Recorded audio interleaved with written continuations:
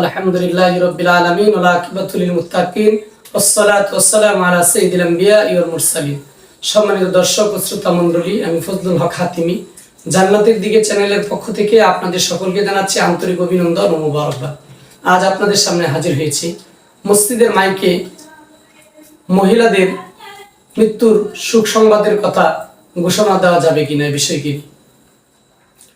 মসজিদের মাইকে মহিলাদের মৃত্যুর সুখ সংবাদের কথা ঘোষণা দেওয়া যাবে, এতে কোনো সমস্যা নেই। কারণ মসজিদের মাইকে মহিলাদের কথা ঘোষণা দেওয়া, মহিলা এবং পুরুষ এটা আলাদাভাবে পৃথকভাবে কোনো হুকুম নেই। মসজিদের মাইকে পুরুষ মানুষের কথাও এলান দেওয়া যাবে, ঠিক তেমনিভাবে মহিলাদের কথাও এলান দেওয়া যাবে। মহিলাদের জন্য বিশেষভাবে কোনো নিষেধাজ্ঞা নেই যে মহিলাদের কথা দেওয়া যাবে না বা দিলে অন্য কোনো সমস্যা আছে, এই ধরনের কোনো কথা কোরআন এবং হাদিসে পাওয়া যায় না।